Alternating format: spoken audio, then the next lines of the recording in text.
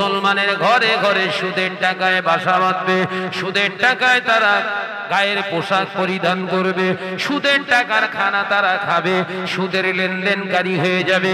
ও আমার সাহাবীরা, সুদখোরের নামাজ আল্লাহর দরবারে কবুল হয় না, সুদখোরের রোজা আল্লাহর দরবারে কবুল হয় না, সুদখোরের জন্য হজ আল্লাহ কবুল করে না, সুদখোরের কোনো ইবাদত আল্লাহর দরবারে কবুল হয় না।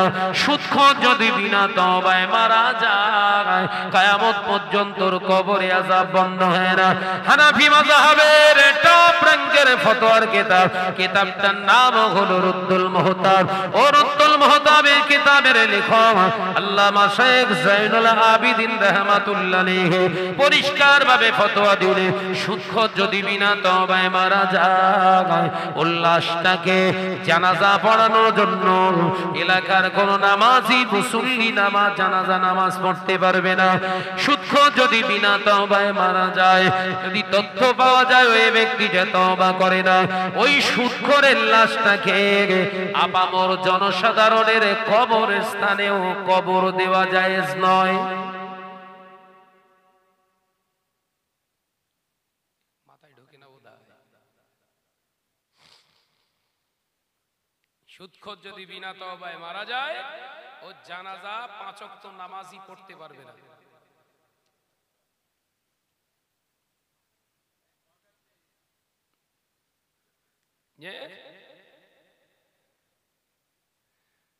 যাও যে আমার নওজোয়ান আলোচনা বুঝতে পারছেন? এই যে মোস্তান দুটো, এই যে মোস্তান এলাকা গন্ডগোল পাগালি হবে, সামনে এসে বসো, এইখানে এই চেয়ারগুলো গোটা, এই কচি ওর চেয়ারগুলো তো সব এলাকার টপার ডন সব। মহাপদেশে দরুদ শরীফ আল্লাহুম্মা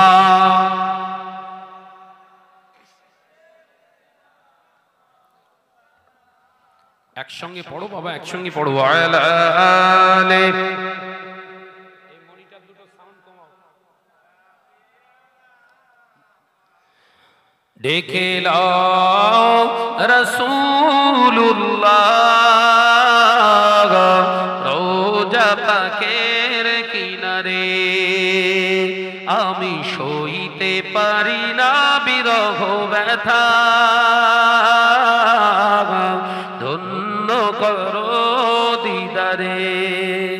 জোরে হবে না, জোরে বলতে পারেন না। দেখে লাও রাসূলুল্লাহ রওজা পাকের কিনারে, আমি সইতে পারি না বিরহ ব্যথা, ধন্য করো দিদারে। আল্লাহুম্মা সাল্লি আলা,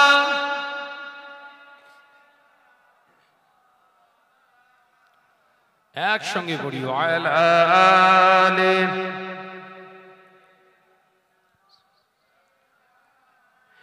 নূরে উজ্জ্বল চেহারা তোমার, দেখে মন যে ভরে যায়, তোমার ওই গুম্বাদে খাজরা দেখে ঈমানও বেড়ে যায়। জোরে বলবেন না, নারে তাকবীর। দেখে লাও রাসূলুল্লাহ রওজা পাকের কিনারে, আমি সইতে পারি না বিরহ ব্যথা, ধন্য করো দিদারে। আল্লাহুম্মা সাল্লি আলা,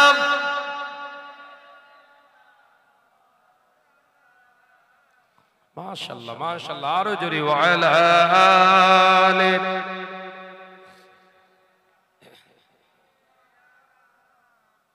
ও নওজোয়ানেরা, যুবকেরা, ছেলেরা, বাচ্চারা, পর্দানশীনা মা ও বোনেরা, আল্লাহ নবী দার নবী রাহমাতাল লিল আলামিন ওই সময় বলেছিলেন, ও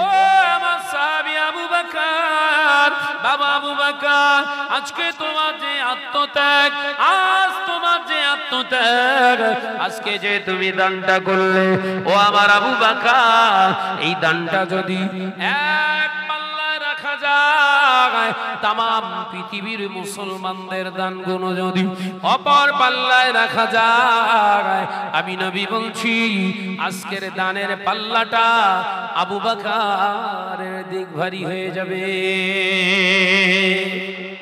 একবার জোরে হবে না? সর্বপ্রথম প্রকাশ্য দান করেছিলেন কে? হযরত আবু বকর সিদ্দিক।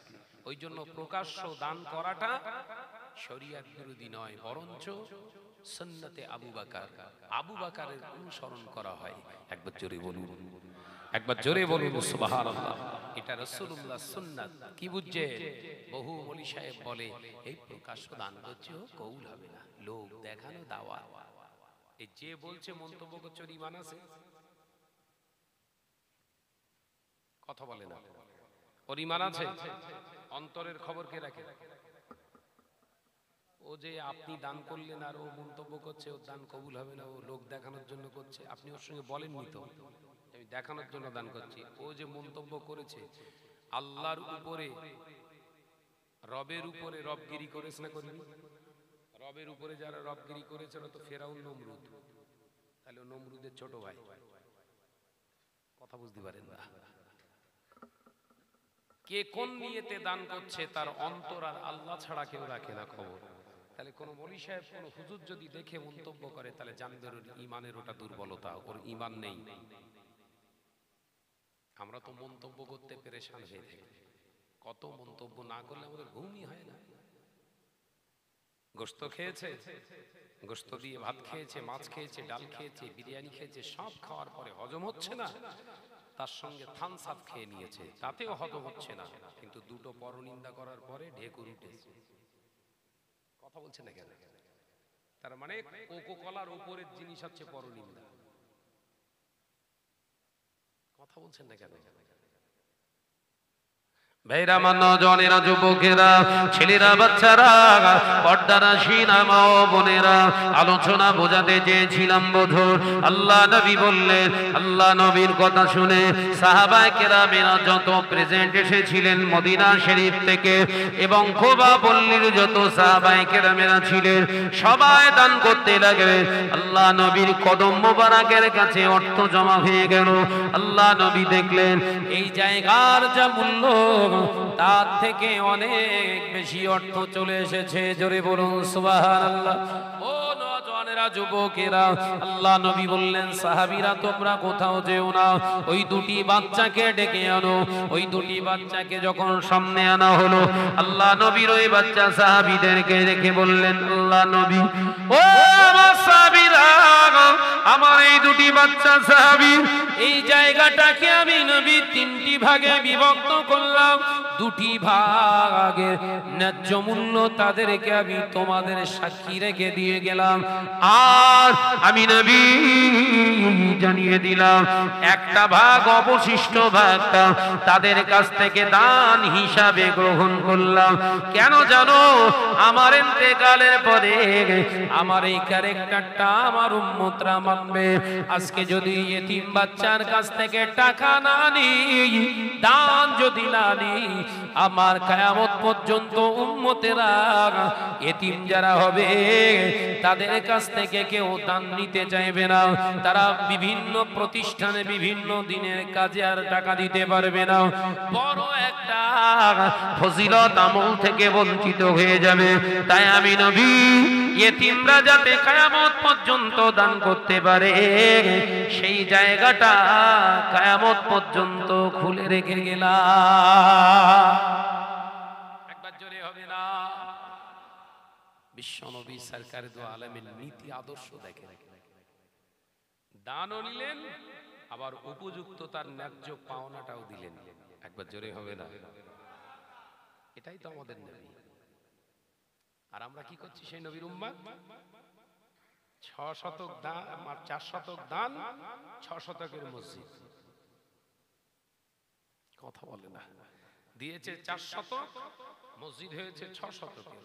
38 বছর পরে মসজিদের জায়গা মেপে এখন নতুন কমিটি দেখছে 6 শতক জায়গা বেরিয়েছে, 2 শতক এক্সট্রা দলিলে আছে, রেকর্ড পর্যায়ে 4 শতক, মসজিদের জমি মেপে বেরোচ্ছে 6 শতক। পুরাতন কমিটি চাচা সব দাড়ি পাকা চাচাদের জিজ্ঞাসা করছে, হ্যাঁ চাচা জমি আছে 4 শতক, হাকিকাতে 6 শতক, 2 শতক কোত্থেকে এলো? চাচা তখন মাথা চুলকোচ্ছে আর গা চুলকোচ্ছে, বলছে আল্লাহর ঘর তো হয়তো বরকত হয়েছে। মার খাবে না খাবে না? ওই 2 শতক জায়গা যার সে দান করিবে। বিনা দানের জায়গায় মসজিদ নির্মাণ করা হালাল তো? এখন অবশ্য হতে পারে, কারণ এখন হাইব্রিড মুফতি বেরিয়েছে তো, হাইব্রিড মুফতির কাছ থেকে ফতোয়া নিতে গেলে এখন কবরের ওপরে মসজিদ চালাচ্ছে। কি মুফতি বলল? জোরে বল না রে বাপ। আরে হাইব্রিড মুফতি কবরের উপরে মসজিদ তৈরি করা জায়েজ ফতোয়া দিচ্ছে। কবরের কাছ থেকে প্লাস্টার করে দেয়াল তুলে তার উপরে পিলার করে বলছে মসজিদ চালাও, অসুবিধা নেই, নিচে কবর। কি সিস্টেম! ওই মসজিদের জায়গাটা আবার কোম্পানির কাছে, একটা কোম্পানির কাছে, কোম্পানির দ্বারস্থ হয়েছে, কোম্পানি টোটাল মসজিদ তৈরি করার টাকাটা দিয়ে দিল। কোন কোম্পানি? একজন বেদুইন, একজন আপনার অন্য জাতি, সেই কোম্পানি দিয়েছে মসজিদ তৈরি করার টাকা। এখন মুফতি, হাইব্রিড মুফতি ফতোয়া দিয়ে দিয়েছে মসজিদ জায়েজ আছে, অসুবিধে নেই, নামাজ হবে। কথা বলছেন না কেন? এসব হাইব্রিড মুফতি সমাজে ফতোয়া দেয়, দাদা পীর রহমাতুল্লাহের আলাউলাদদেরকে গালিগালাজ করে। এদের দেখলে ভাষা চিনলে, ভাষা দেখলেই চিনতে পারবেন হাইব্রিড আছে না নাই, জোরে বলে। দাদা পীরের আলাউলাদদেরকে গালিগালাজ করে। ওরা সমাজের বুকে নিজেরাই সত্য বলে নিজেকে জাহির করে। এসব হাইব্রিড থেকে সাবধান থাকুন। জানেন তো হাইব্রিড মাগুর আর দেশি মাগুর দুটোই বলো মাগুর মাছ, একটার দাম 80 টাকা কেজি আর একটা 800 টাকা কেজি। এবার আপনার রুচির উপরে আপনি খান। যদি মনে করেন না 80 টাকার খাবো, তাহলে ওই হাইব্রিডের সঙ্গে পায়খানাও খাওয়া হচ্ছে। কথা বলছেন না কেন? ভাইরা, আমার নজনেরা, যুবকেরা, ছেলেরা, বাচ্চারা, পর্দানাশীনা মা ও বোনেরা, আমি আপনাদের ভাই মোহাম্মদ শাহনওয়াজ বলে যায়, শুনে রেখে দিন, জেনে রেখে দিন।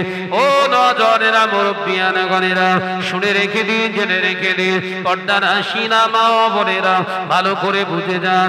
আল্লাহ নবী জানিয়ে দিলেন, বাবা সাহাবীরা দেরি করো না।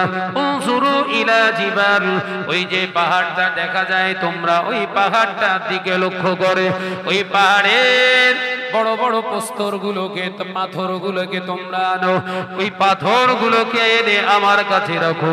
সাহাবায়ে কেরামেরা দৌড়ে দৌড়ে গিয়ে পাথর, পাহাড় থেকে পাথরগুলো বহন করে আনলেন। আল্লাহ নবী নিজে মোবারক হাত দিয়ে পাথরগুলো একটার পর একটা পাশে পাশে রেখে রেখে একটা স্ট্রাকচার তৈরি করলেন, রেখাপাত করলেন। আল্লাহ নবী নিজে এবার পাহাড়ের কাছে চলে গিয়ে দয়ার নবী রাহমাতাল লিল আলামিন, হুজুর আমার পাহাড়ের একটা পাথর আল্লাহ নবীর মোবারক হাত দিয়ে নিজে তুলে নিলেন। ওই পাহাড়ের পাথরটা আল্লাহ নবী বুকে জড়িয়ে ধরে টুক টুক টুক টুক করে হেঁটে হেঁটে আবার ওই রেখাপাত করা পাথর সাজানোর জায়গায় এসে আল্লাহ নবী একটি পছন্দনীয় জায়গাতে পাথরটা রেখে আল্লাহ নবী পাথরের উপরে দাঁড়িয়ে বললেন, ও আমার সাহাবীরা, এই খাজুর গাছের খুঁটি আর পাথর সাজানো, রেখাপাত করা এই জায়গাটার নাম হলো মসজিদে কোবা। একবার জোরে হবে না? ও আমার সাহাবীরা, এই মসজিদে কোবায় যে উম্মতটা একবার এসে 2 রাকাত নামাজ আদায় করবে, ও আমার সাহাবীরা, আমি নবী জানিয়ে দিলাম, এই মসজিদে কোবায় 2 রাকাত নামাজ আদায় করার কারণে আল্লাহ পাক, আল্লাহ তাআলা ওই উম্মতের নামায় আমলে একটা মকবুল উমরা, হজের সওয়াব আল্লাহ দান করে দেবে। একবার জোরে হবে না?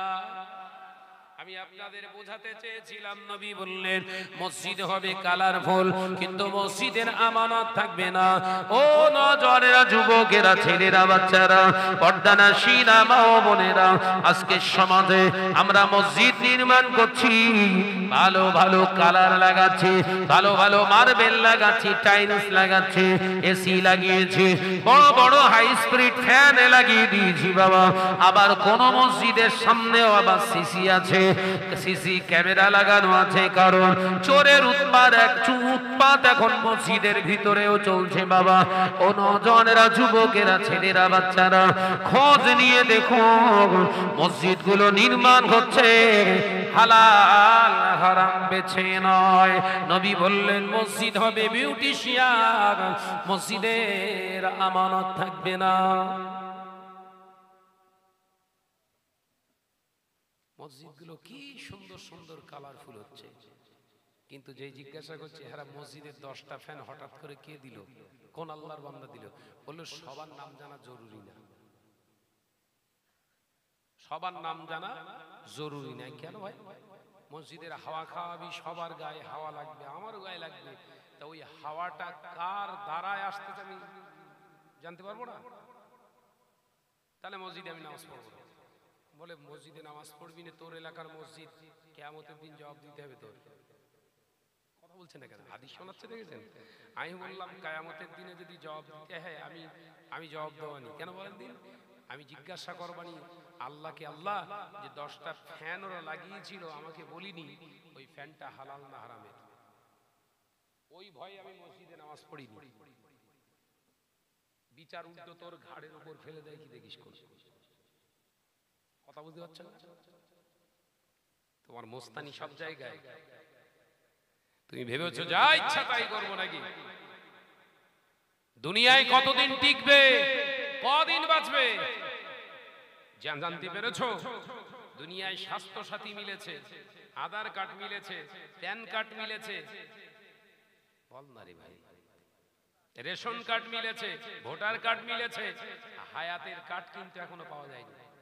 তুই যত পাকামো মারিস না কেন, খেলা হবে। বিশ্বনবী সরকারে দু আলম হুজুর আকরাম সাল্লাল্লাহু আলাইহি ওয়াসাল্লাম বলেছেন, বাবা সাহাবীরা, মসজিদ হবে চাকচিক্যময়, কিন্তু মসজিদের আমানত থাকবে না। এ নওজওয়ানেরা, যুবকেরা, ছেলেরা, বাচ্চারা, পর্দানাশীরা, মা বোনেরা, আল্লাহ নবী পাক জবানে জানিয়ে দিলে মসজিদে নামাজ হবে, মসজিদ ভর্তি মুসল্লি হবে, কিন্তু মসজিদ ভর্তি মুসল্লি দেখতে পাওয়া যাবে, মসজিদের মুসল্লিদের অন্তরগুলো, মনগুলো মসজিদের ভিতরে আর থাকবে না। এই তো 3-4 দিন আগে জুম্মা হলো, কথা বলছেন না কেন? মসজিদ ভর্তি না? ইমাম সাহেব শুধু সালাম ফিরিয়ে পেছন দিক ফিরে দেখে, সুন্নত পড়ে ছিল 10 কাতার, এখন 1 কাতার, তাহলে 9 কাতার কি সব ফেরেশতা ছিল? কথা বলছেন না কেন?